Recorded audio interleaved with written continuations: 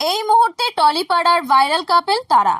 তাদের নিয়ে যেন কিছুতেই চর্চা থামছে না। হাঁটুর বয়সী শ্রীময়ীকে বিয়ের পর কাঞ্চনকে ঘিরে বিতর্কের কমতি নেই। তার রাজনৈতিক ক্যারিয়ারেও এসেছে বড় ধাক্কা। তৃণমূলের তালিকায় জায়গা হয়নি উত্তরপাড়ার বিধায়কের। তবে নতুন বউয়ে পুরোপুরি মজে আছেন কাঞ্চন। ইতিমধ্যেই বিয়ের পর প্রথম দোল চুটিয়ে আনন্দ করেছেন একসঙ্গে। শুরুটা হয়েছিল রাধা মাধবকে আবির মাখিয়ে, এরপর নিজেরা আবিরে রাঙা হয়েছেন। চলছে জমিয়ে খাওয়া দাওয়া। দোলের দিন সবচেয়ে বেশি নিজের স্বর্গীয়া মাকে মিস করলেন কাঞ্চন। কাঞ্চনের মা ছিলেন উৎসবপ্রিয় মানুষ। সমস্ত উৎসবই তিনি হই হুল্লোড় করে কাটাতেন। বাদ যেত না দোলে রং মাখানোর খেলা। বিভিন্ন রকমের জল রং দিয়ে তিনি নাকি দোল খেলতেন। তবে শাশুড়ির উল্টো পথের পথিক শ্রীময়ী। তিনি বলে এসেছেন তার রঙে অ্যালার্জি, শুধু আবির খেলবেন। সেই মতো এদিনও গালে আবির ছুঁয়েই চলছিল একের পর এক সাক্ষাৎকার।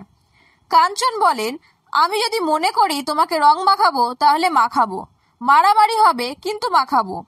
বরের এই কথা শুনেই হুমকি শ্রীময়ীর। সোজাসুজি বলে বসেন, তাহলে দেখবে কাঞ্চন মল্লিক শ্রীময়ী চট্টরাজের ডিভোর্স হয়ে গেল এই রং মাখানোর কারণে।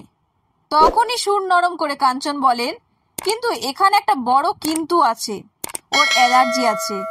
আমারও একটু অ্যালার্জি। আমরা যে পেশায় রয়েছি তাতে তো ছুটি নেই। পেশাদার অভিনেতা হিসেবে আমি এমন দোল খেলবো না যাতে আমার কাজের ক্ষতি হয়। এখানেই শেষ নয়, বিয়ে নিয়ে কটাক্ষের জবাবও কড়া ভাষায় দিয়েছেন কাঞ্চন। 27 বছরের ছোট শ্রীময়ীকে বিয়ে করায় লাগাতার ট্রোলে বিরক্ত অভিনেতা। কাঞ্চন বললেন, কেন অসমবয়সী, কেন এই, কেন সেই? আমার সম্পর্কটা নিয়ে এত কাটাছেঁড়া করার কোনো দরকার নেই। আপনার আমার কেউ নন। এবং এই অপারেশন না করে পাশের বাড়ি বা নিজের বাড়ি, যেখানে ছেলেমেয়েরা দূর দূর করে বাবা মাকে তাড়িয়ে দিচ্ছে, যান গিয়ে ক্ষমতা থাকলে সেটা আটকান। কাঞ্চন আরও যোগ করেন, বড় বড় বাতেলা মেরে লাভ নেই। আমার সম্পর্ক নিয়ে আপনি ভাবলেও আমার বিপ, না ভাবলেও আমার বিপ।